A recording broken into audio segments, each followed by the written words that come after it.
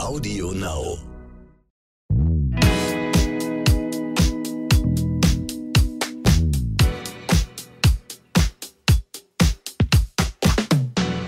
Hallo und herzlich willkommen zu Sobinicheben, der Podcast für alle Normalgestörten mit der Bestseller-Autorin und psychologischen Psychotherapeutin Stefanie Stahl und mit mir, Lukas. Für die heutige Folge haben wir einen ganz besonderen Gast eingeladen, den ihr sicher kennt, John Strelecky. John ist Autor von den Bestsellerbüchern wie Das Café am Rande der Welt oder Die Big Five for Life, die inzwischen in über 40 Ländern veröffentlicht wurden und sich millionenfach verkauft haben. In seinen Büchern und Seminaren geht er den großen Lebensfragen auf den Grund. Warum bin ich hier und wie kann ich ein erfülltes Leben führen? Hier noch ein kleiner Hinweis. Ihr ahnt es schon, wir werden uns auf Englisch mit John unterhalten.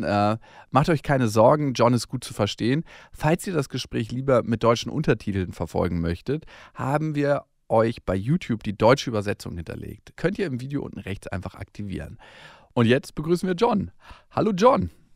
Lucas, great to be on the show. Thank you so much. John, your book, The Café at the Edge of the World, in German, Das Café am Rande der Welt, and The Big Five for Life are bestsellers around the world.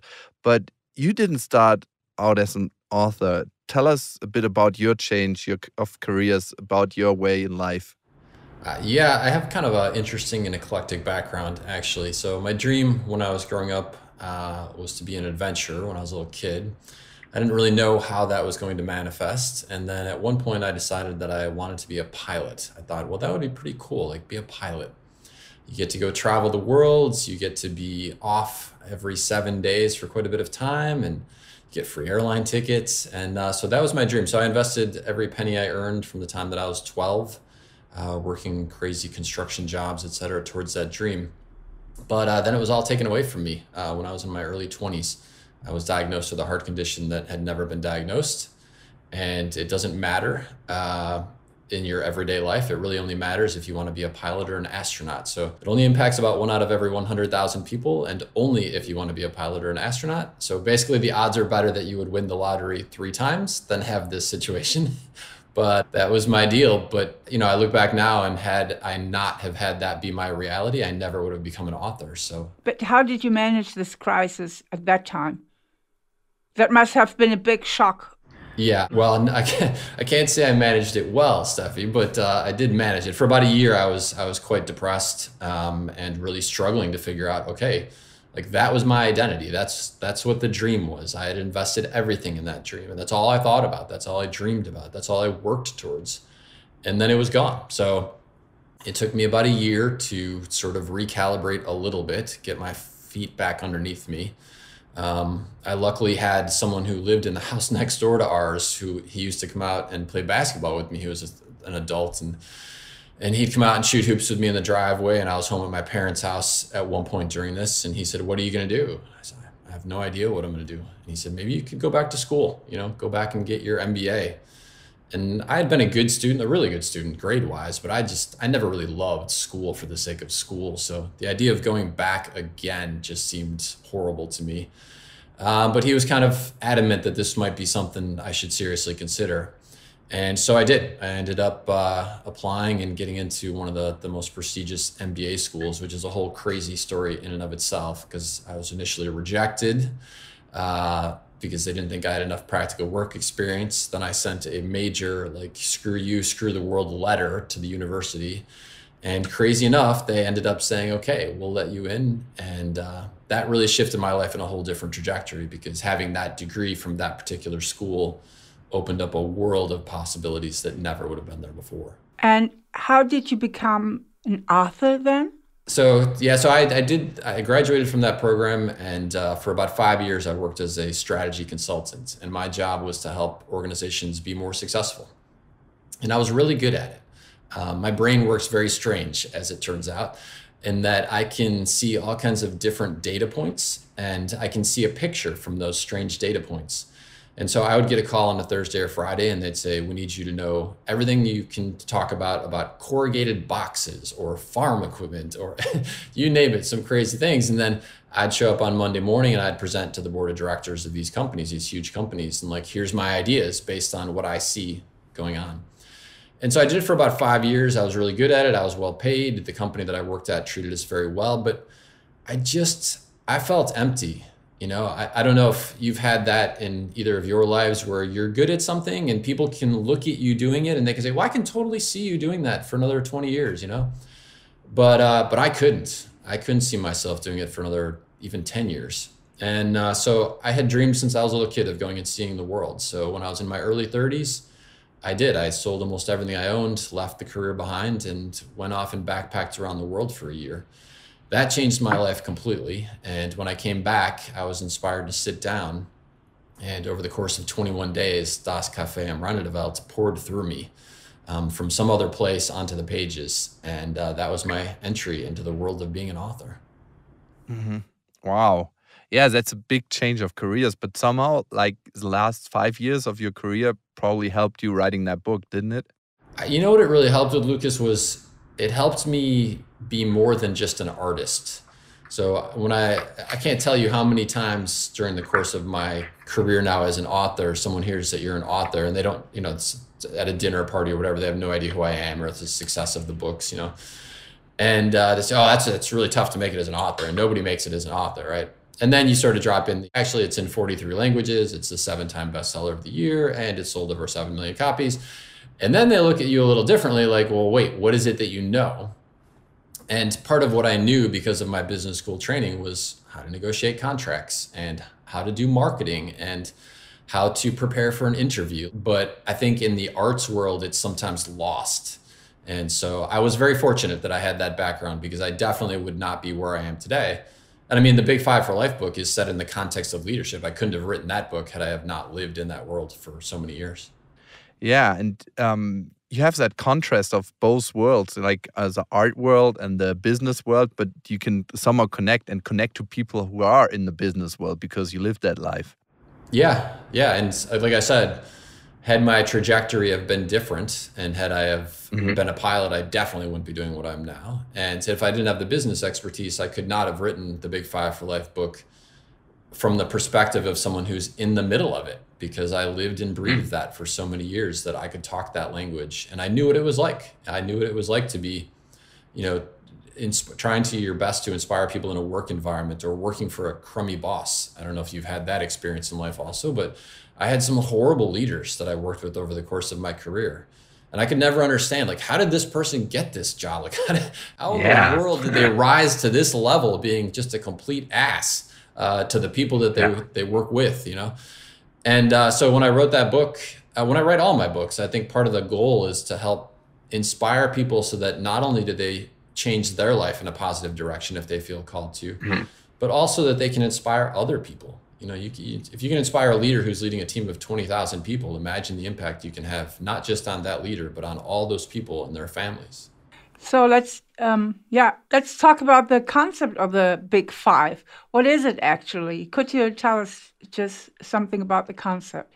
Yeah, sure. I mean, the origin of the idea comes from an experience that I had in Africa while I was doing my backpacking around the world, which is interesting because it shows how these realities tie together. Sometimes the hardest thing to do is to step into the unknown in life. And me leaving everything behind to go backpack around the world, I had no idea where that was going to lead. I just knew that at that moment, my intuition, my instincts were telling me, this is your path. And so I stepped into that void, not knowing where it was going to take me. And then sure enough, years later, I have the experience, so 1 year later, have the experience of writing Das Café and Rande der Welt. Well, that opens up a whole new world to me. And then a couple of years after that, I asked myself the question, what would the world look like if I was interacting with the greatest leader in the world? And when I was preparing to write that book, I was literally in the shower thinking, I don't know why, some of my best ideas come in the shower first thing in the morning, or at 2 a.m. when I am trying to go to sleep and I then have to turn on the light and write it down. But this idea came back to me. So when you're in Africa, everyone talks about the African Big Five, and it's 5 specific animals that people want to see when they go on safari. Which are the lion, the elephant? The lion, the elephant, the rhinoceros, African buffalo, and the leopard. It becomes a mantra of sorts in that, if people have only seen 3, it's like, okay, if they see 4, even better. But if they see all 5 of the African Big Five, like, okay, nirvana, now I can go home. I've got all the pictures I needed. I've hit it all, right? But this left a very powerful impression on me because the thought that I had that day in the shower was, like, what if we were to ask ourselves this question, but ask it in a life perspective? So what are the 5 things that I most want to do, see, or experience in my lifetime before I die? The 5 things so powerful that if I were to do, see, or experience those, then I would be able to say that my life is a success by my definition of success. And I could die knowing that I lived the life that I wanted to live. And then what gets really cool with this is once you have that sense of awareness for your own life, now you can start allocating your resources appropriately.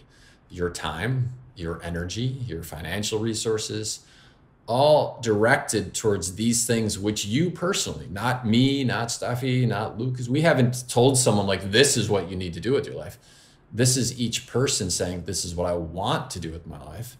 And now they're directing all of these resources towards those things. And it is amazing how this transforms someone's existence. And these big 5, is it about values and purposes, or is it more about outer goals, like to make a certain career or to see certain countries? So what kind of goals are the big 5? It doesn't matter. Everybody can define its own goals, or just tell us a little bit about, maybe we could deep dive a little bit more into the concept. Yeah, well, I mean, it's definitely up to each person to decide for themselves. But that said, it can be a short-term thing. So some people have on their list, maybe we talked about Africa. Maybe they say, I want to go on safari one time. I want to see sunrise over the Serengeti one time in my life.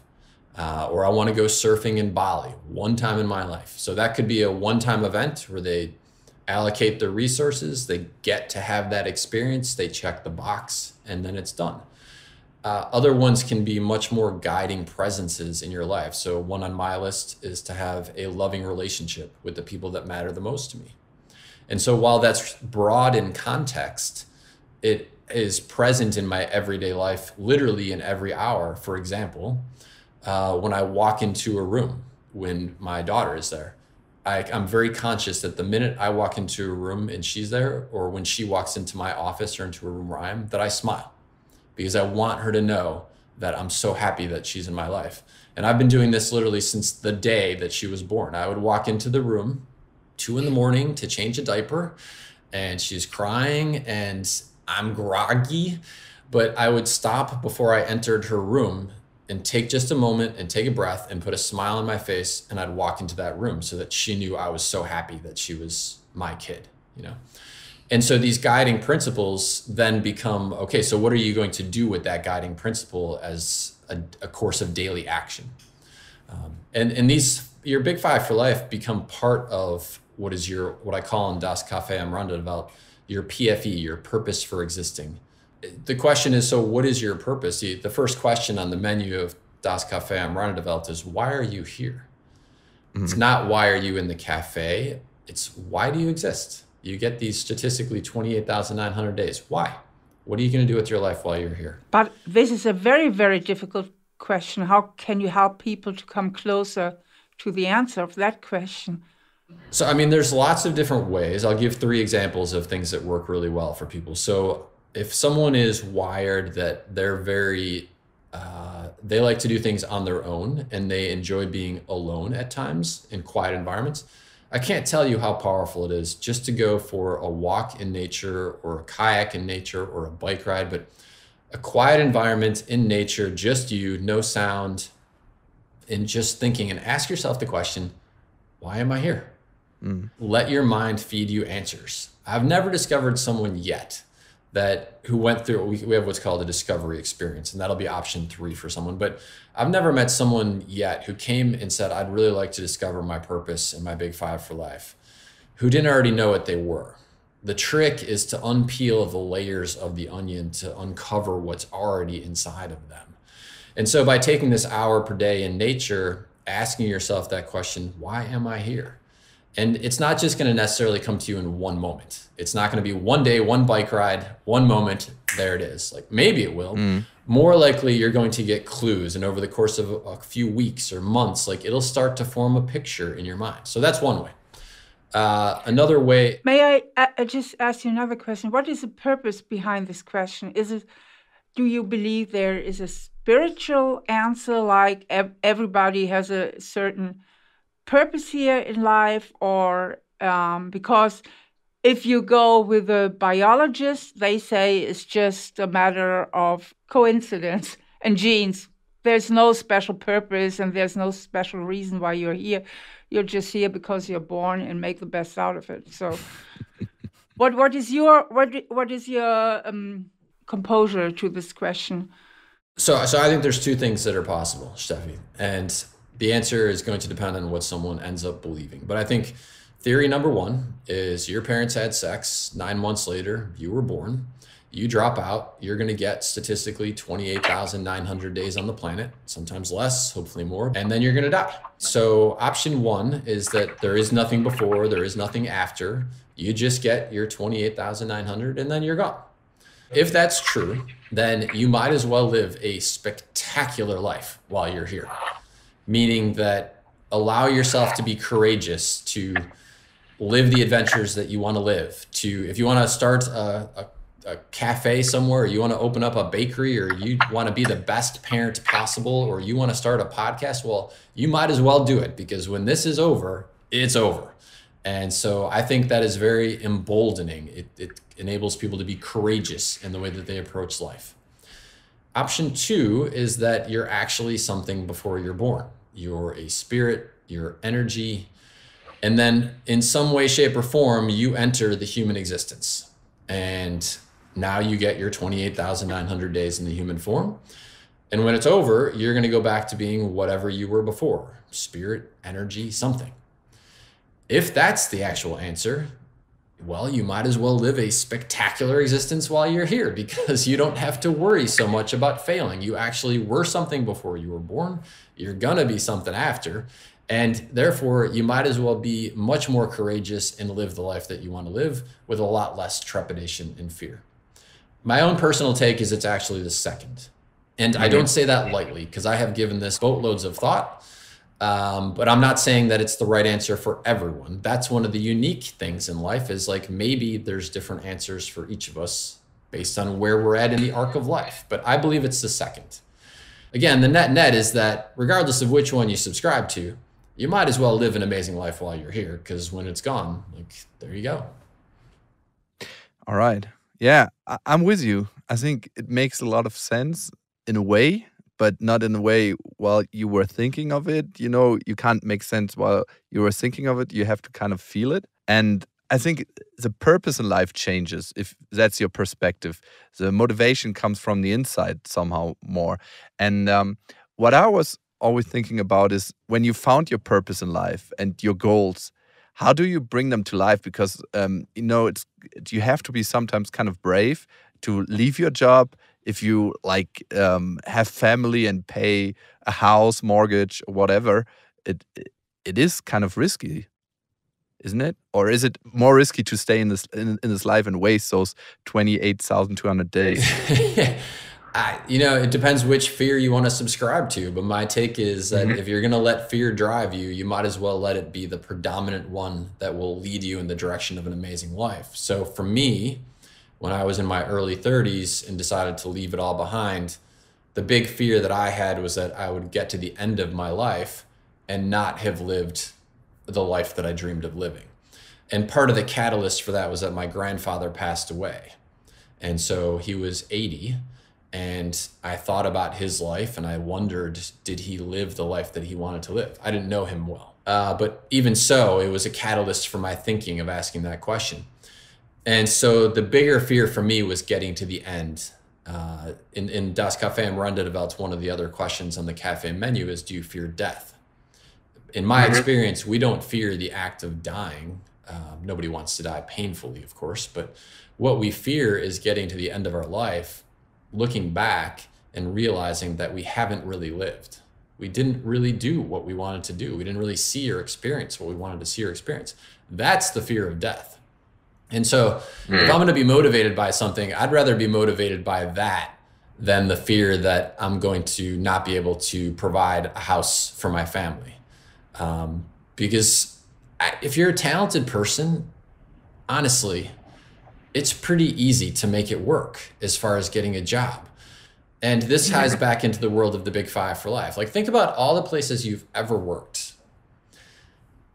If you can be, and think about a job that you were good at, even though you didn't love it.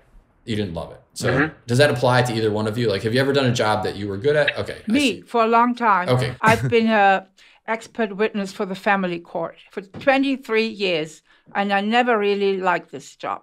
But it provided to me that I could work independently, because at that time, I couldn't survive only by psychotherapy, you know? Yeah. So I needed a second income, and that was this expert witness. Perfect. So that's a great, and I've got plenty of them in my background as well. And what I learned was, if I can be good or even really good at a job that I don't really like, imagine how good I can be at a job that I actually care about. That was, it's funny in life how sometimes you learn something, and when you learn it, it seems so unbelievably obvious once you learn it. And that right there was one of the ones for me. And so then once you have that frame of mind, then it's a matter of logistics. It says, well, who's already out there doing the thing that I want to do and doing it well, and learn everything I can about them. So for example, if I wanted to learn to do podcasting, well, I would study the top 10 most successful podcasts, and I would look at, okay, what are the patterns? How many times a week do they broadcast? What's their interview methodology? How do they get their guests? What type of microphones do they use? Like, it's all there. There's already 10 people who have figured this out. All you got to do is imitate what they're doing at the start, and that will dramatically increase the chances that you will be successful. So this idea of not getting caught on how do I do it, but instead looking for who's already doing it and learning everything I can, has also been a huge shift in my life in terms of giving me courage to leap into the adventures. But what would you say to a person who comes to you and says, John, I'm 50, and unfortunately, I've studied the wrong thing because I followed the advice of my parents, and I studied, let's say, economy, and it's really, I'm in this job, I earn good money, I'm safe, but I'm 50 now. I can't start studying again. I have to, that makes no sense, because when I finish my studies, I'm 60 or 55 and won't get a job. What is your advice for these people? Well, first of all, I'd like to know what it is that's actually on their big five for life list, because sometimes we get so caught in looking at the thing that we don't want that we don't allocate an equivalent amount of time, or even better, far more time, identifying what is the life that we want to live. And so if you don't know the direction that you want to go with certainty, so you don't know for sure, these are my big five for life, it's very easy to find reasons why the existing life, although not great, is good enough. But once you know your big five for life, it is like knowing where the X is on the treasure map. And then once you sample that life, it gives you motivation to figure out these questions at a level that you cannot possibly imagine. And I'll give you a very basic example of that. So first of all, we're dealing with a hypothetical situation, and we're painting the picture that is quite possibly the worst picture. So I'll deal with it, but in reality, one of the things that I always do is say, give me the real story, because we can easily come up with a version of the story that makes life even harder. But I'll still answer this one, because I have a perfect real life example of someone who is in this exact situation. And so they said, I would love to go to Africa. That was one of their big five for life. Can't do it. 2 kids in school, got the mortgage for the house, have all these responsibilities. But they went and they took the big five for life discovery experience.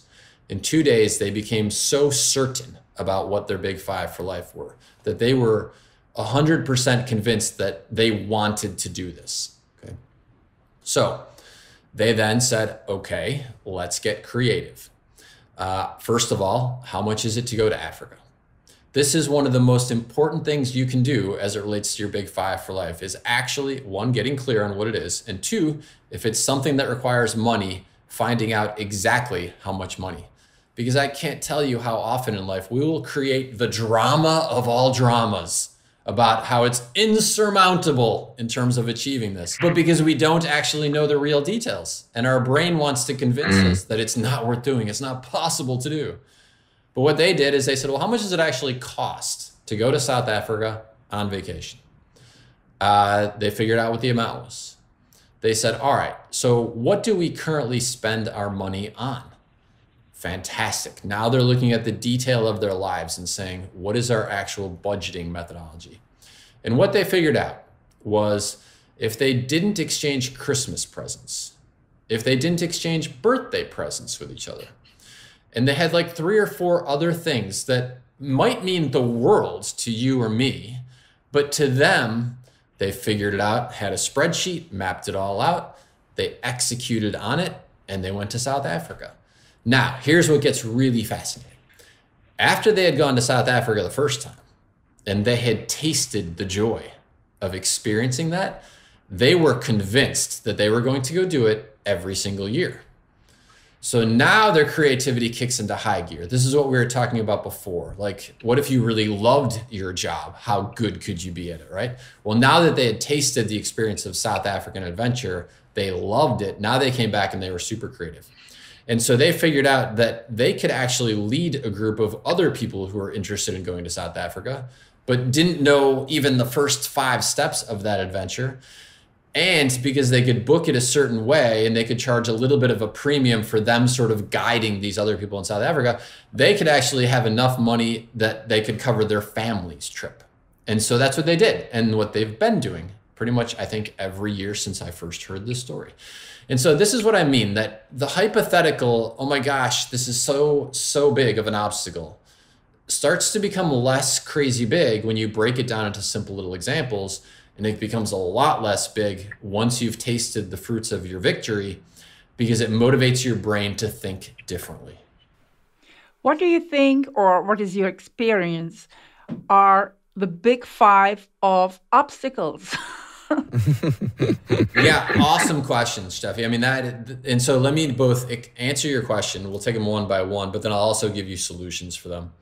So the first one is a lack of confidence.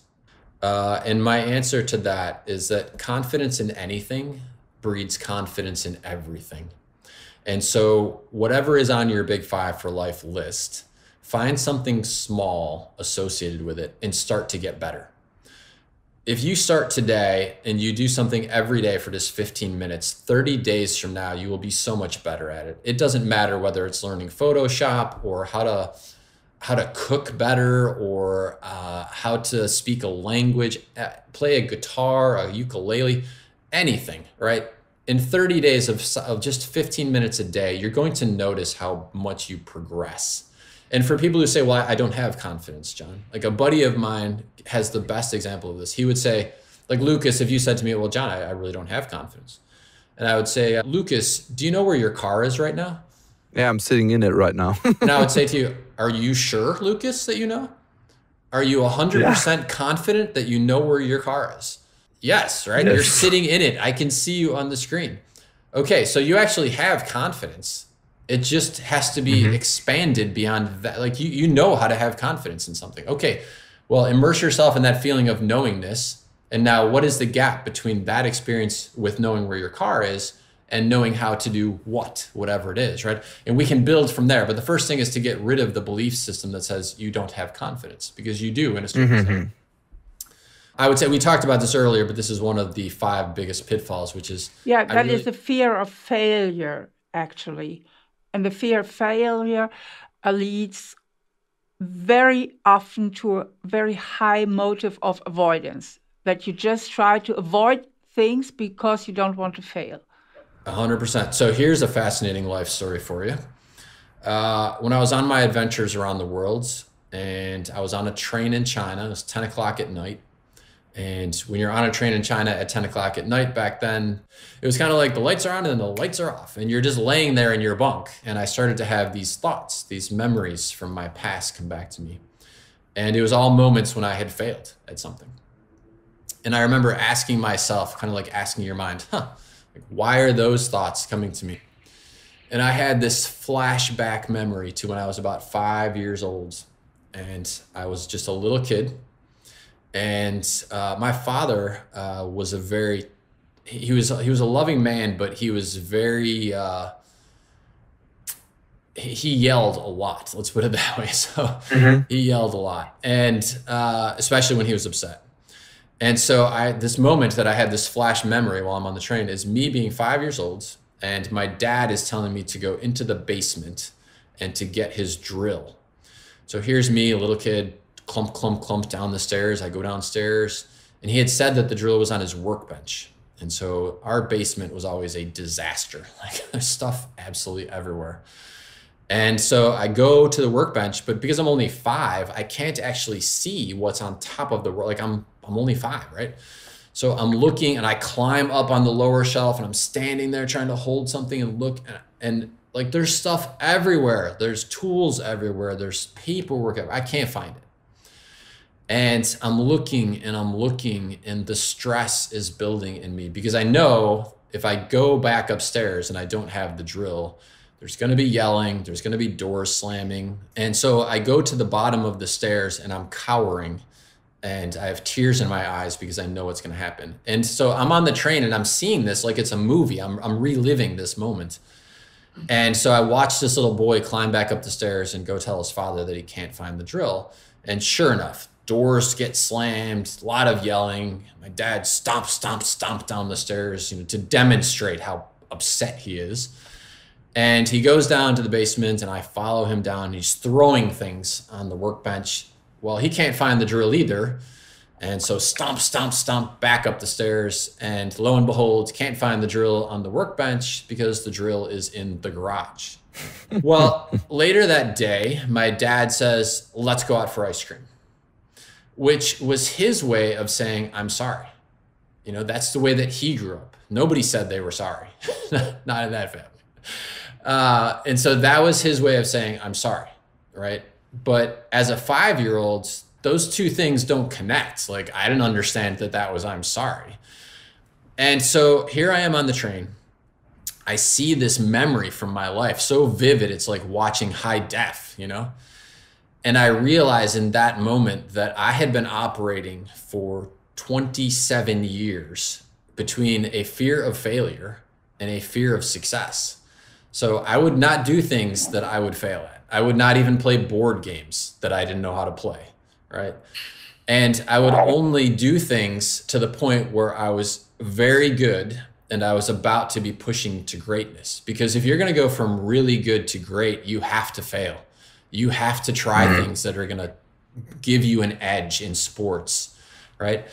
And so from the outside world's perspective, they would have looked at my life and been like, well, no, he's like a really good student. He's a really good athlete. And I was, but I wasn't great because I wouldn't push that level.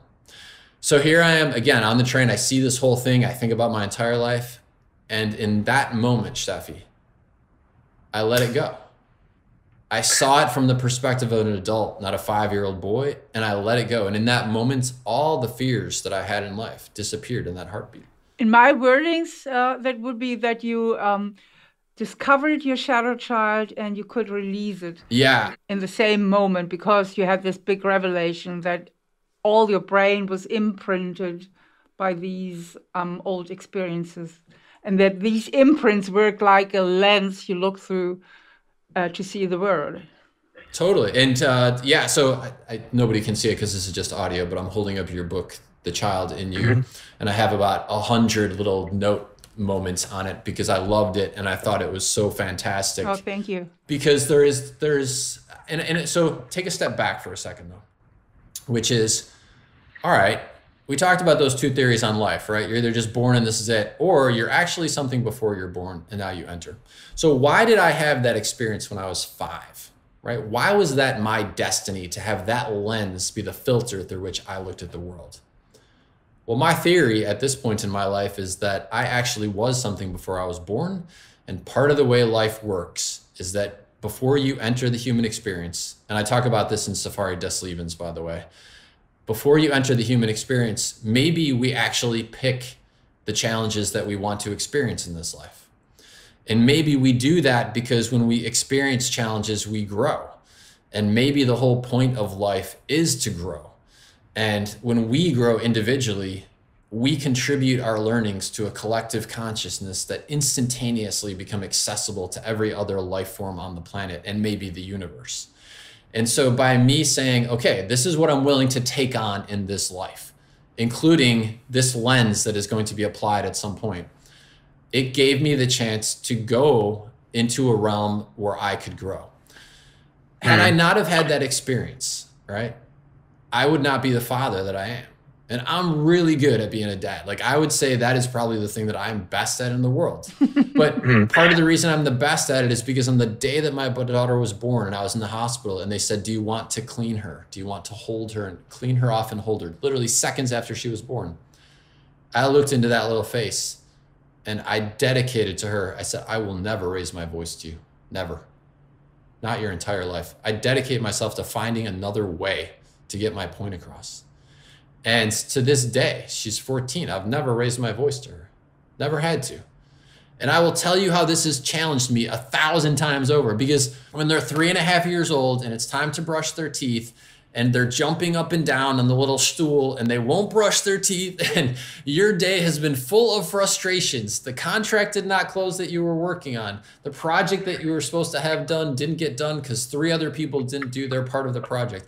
And you're frustrated and your 3.5-year-old is jumping up, down and won't brush their teeth. Trust me, you feel like yelling. You feel like, because you know that it'll work. You know that in that moment, you can get their attention. But because I dedicated and I said I would not do that, when she was jumping up and down, when she was 3, I had to ask myself, well, wait, why am I even angry in this moment? I'm angry because I'm afraid. But I'm not afraid about her not brushing her teeth. I'm actually afraid about the contracts and about the project. And what I learned in this whole thing is so much of our anger, so much of our fear has nothing to do with the person that we are about to expel our frustration all over. And this has been the most amazing gift possible. Well, I would not have had that gift had it not been for that moment when I was 5 years old. So, well, I talked about a lack of self-confidence. I talked about fear of failure. Or we talked about lack of certainty about where you want to go is by far one of the biggest ones. It's easy to stay in the life that we're in, which is a downward spiral sometimes, when we don't know what would be better. So having that certainty and that awareness about what are your big 5 for life, what is your purpose? There I have a question, because isn't it possible to have a very, very fulfilled and happy life just to let it go and go with the flow without big goals and big purposes? Just, sometimes good things just come to you and you have to grab the opportunity. Is it really so necessary to set goals in your life? Because so many people say you have to have goals, you have to make decisions, and then you have, to get obstacles out of your way and just to pursue your goals. But is it really so? Aren't there people who just grab the opportunities and go with the flow, can be very happy or fulfilled as well? The desire and the awareness that you want to live a life where you go with the flow is in and of itself a goal. That's one of your big 5 for life, maybe. I want to live a life where I get to wake up at 10 a.m. every morning and no alarm clock, and I just see where the day takes me. And that's one of your big 5 for life. So totally, that could be a fantastic choice for someone on their big 5 for life list. Okay. Yeah. Okay. Good answer. So we covered 3 of the things. I would say in addition to that, what are the main obstacles and the barriers that people face? The how versus who is a big problem. So people get very much caught up in the, well, how do I do this? And if we can allow ourselves to realize that, listen, at some point, somewhere on the planet, somebody has already done whatever you want to do, see, or experience. And we are so blessed with the technology at our disposal these days. You can get on Google, type in whatever is your big 5 for life, and within less than a nanosecond, you're going to get pages and pages of examples of people who are already doing and seeing and experiencing it. So that is without a doubt one of the great assets that we have at our disposal, is using the who technique versus how. And that's one that I struggled with that for a long time. I didn't understand that concept. I was always thinking I had to grind it out, and I think that's a reflection of kind of the culture that I grew up in. Never give up, never give up. Well, okay. Sometimes you actually need to stop doing the thing you're doing, which is in essence giving up, and do it differently. And that's not a bad thing. That's a great thing. It's a clever thing. Yeah, exactly. I had this really powerful moment when I was in Asia. I was doing an interview in Singapore, or Taiwan rather. And I had this flash moment of water. And if you've ever watched water come down a river, down a mountain, and you see these giant boulders in the river, the water does not hit the rock and then back up and say, well, I'll do this 10 million more times until I get through the rock. Like, it doesn't do that. The water hits the obstacle and then rotates around looking for the path of least resistance. And it doesn't give up on the goal of going from the top of the mountain to the bottom, but it doesn't just keep running its head into the rock a million times over. It looks for the path of least resistance that still gets it to the goal. And so allowing ourselves to follow the who versus how technique and to quit when necessary is a fantastic piece of life wisdom that took me a long time to figure out. So, yeah. So I'll use that one as my last one. Quit when necessary. Okay. We had the 5 obstacles, John. So what are your big 5s for life? Probably one is your daughter, isn't it? Yeah, so that one falls under the loving relationship with the people that matter the most to me. And I talk in the Big 5 for Life book about creating museum day moments. And those are moments that you'd love to relive again and again and again. And I think allowing ourselves to look at our lives and say, who are the people that really matter to us? What are the types of experiences that I want to have with them? What are the moments that I want to create with them? And then putting that way high on the priority list is just a great exercise. I do that every year with my family. We create the best year ever list. And we figure out, where do we want to go? What do we want to do? What type of experiences do we want to have? What's our lifestyle? To your point, Steffi, do we want to be waking up every day without an alarm? Is that what this year is going to look like? And we create that and map that out. So number 2 on my list is to travel the world. I've been many places, and yet when I look at a map of the world, like, I need literally 10 lifetimes to even scratch the surface of it. Because I don't want to just go into a country and check the box. Okay, great. I was in Switzerland, check the box. I want to be there. I want to get to know the people. I want to experience the culture and learn the history. So travel the world was not a leave my kid behind. It was take my kid with me. Yeah. And what did it make with, what did it do with the relationship you have with your daughter, experiences? Totally. I'll tell you a great little tiny story with that. So before we went on the trip, she had to get shots, right? Because you're going to go to Africa, you got to get yellow fever, malaria, all the rest of that. And so here she is, 4.5 years old. Nobody likes shots that I know. I definitely don't like them. And so she was so excited about going to Africa, right up until the point where she had to get shots. And then she was like, well, wait a minute. Nobody told us this, right? And so I sat down with her and I said, listen, boo. I said, sometimes in life, you're going to be faced with something like this. I said, but you can't let the small things keep you from the big things. And I said, getting a shot, I don't like it either. And I know we have to get a couple of them. But when you think about how long this is going to last, just a few seconds, and this is a small thing compared to we get to go to Africa and see all these amazing animals in Africa. So you can't let the small things keep you from the big things, right? And I didn't yell at her to tell her that, right? I wasn't like, well, you're being so ungrateful. Do you know how many kids want to go to Africa and don't get, like, that certainly could have been the tactic that I took, right? But that was not the dad I said I wanted to be. So I very calmly, very quietly, holding her in my lap, we had this conversation. And I said, and by the way, why don't we go out for ice cream afterwards? Because that seems like a good way to celebrate. And that is also a great thing. So we get our shots. We all go off to Africa. The next year, she goes into kindergarten. And I go to parent-teacher conferences. And the teacher pulls me aside. She says, I have the cutest story to tell you. She said, a few weeks ago, one of the other kids in class was crying. And she was upset about something. And I walked over to help her, but your daughter had already gone over there.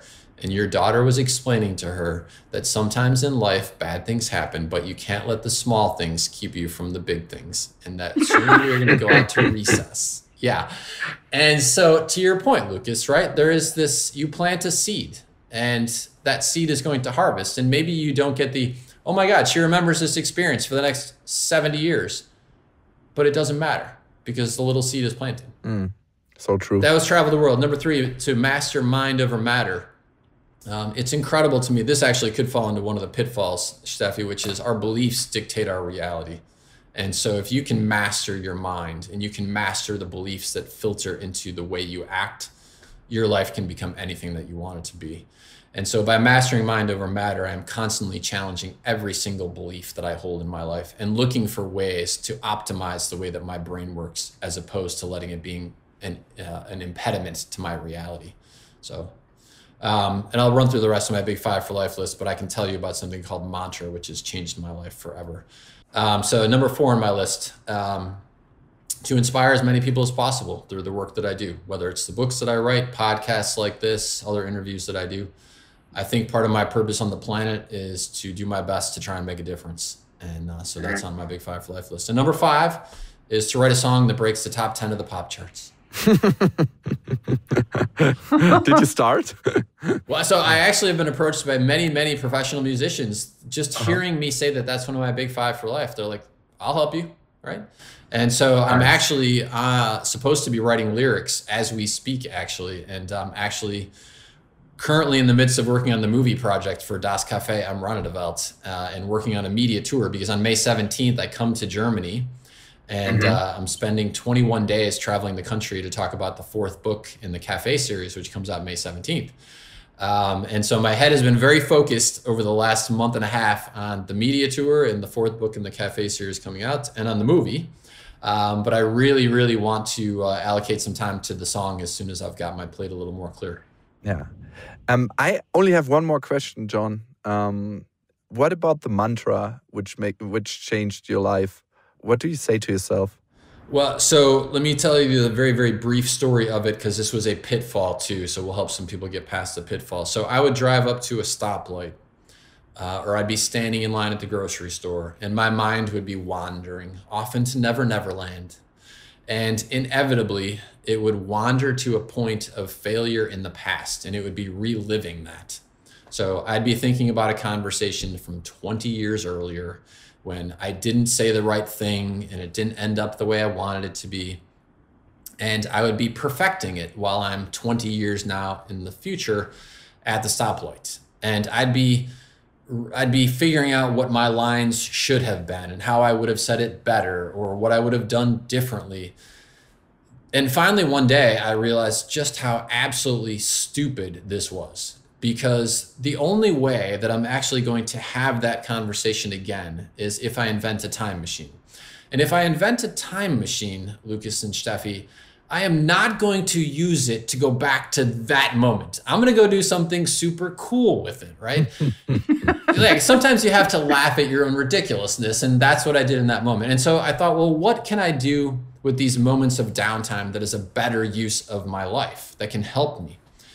And so I said, I'm going to come up with a mantra. I'm going to come up with 5 things that I want my life to be. And they can be related to my big 5 for life. They can maybe just be a belief system that I want to have a stronger grasp of. I'll give you an example. This is not one of my actual ones, but this is one that it could be. So if I was living a life that was less than I wanted it to be, and what I really wanted to do was be an adventurer, one of my mantra would be, I am an adventurer who lives an exciting life. I am an adventurer who lives an exciting life. And I say these mantra items as if they are already true. It's not, I wish I was, or I hope to be. You say it as if it's already true. And I would repeat each of my mantra items 5 times, and then I would go to the next one. So 5 on the first one, then go to the second one. Then I finally had them memorized, and I literally would stop at the stoplight, and my mind would be in La La Land. I'd bring it back. I'd start doing my mantra. Oh my gosh, 10 seconds later, my mind is back in La La Land again. So it took me probably 3 months to get it under control in my head. Because I would catch it in La La Land, I would bring it back, I'd be doing the mantras, and it would disappear again. But after about 3 months, I would pull up to the stoplight and my default would be my mantra. So I had adjusted my behavior. I cannot tell you the degree to which this has changed my life. These 5 things that I was talking about all became my reality. And this was working so good that I thought, I want to do this when I go to bed at night.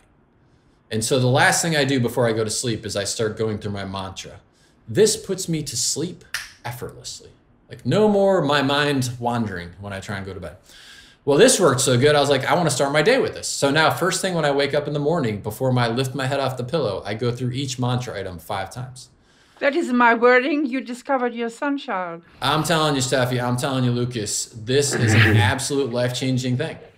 I mean, both in the way I think it demonstrates to the universe this is what's important to me, the way that it adjusts your belief system about what's possible, and the way it sets out what I call like homing beacons to the universe.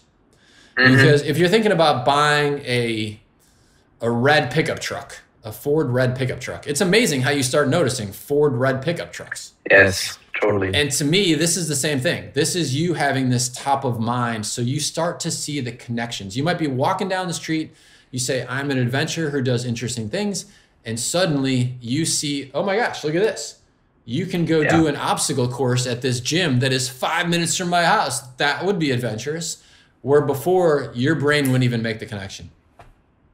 Yeah, totally. I'm totally with you. You know, there are so many things in this, like mental learning. You know, you kind of go through the things and you learn it in your head somehow, and you see the chances in the environment, and that's an important thing. You mean the chances are out there. We only see like 1% of the real reality, and then you see the right 1%, and that's a really great thing. I think I will start doing that. And 5 is your number, I think. 5, yeah, exactly. 5 is my number. So, for some reason, doing it 5 times is the right number. I think like 10 times would be too much for, and again, everybody's different, but 10 times each would be too much for me. 1 or 2 times my mind is willing to get distracted. So 5 is just the right amount to keep me focused where I need to be focused. Yeah, John, it was really great talking to you. We had a good time. And when you send the message, send it like if you heard something today that we talked about and you thought, wow, like I would love to go deeper on that, or here's my question associated with that, please send it to Steffi and Lukas, and we'll talk about it when we do our next discussion. Great idea. Thanks, John. Thanks a lot. Thank you, John. Yeah. All right. Fantastic. Well, thank you both so much. I'll see you all on Instagram for if you liked what we did today. These ideas, when I come up with them, I try and post stuff. And so it's at John Strelecky or at Das Café am Rande der Welt. And take care. Bye. Bye-bye. Take care.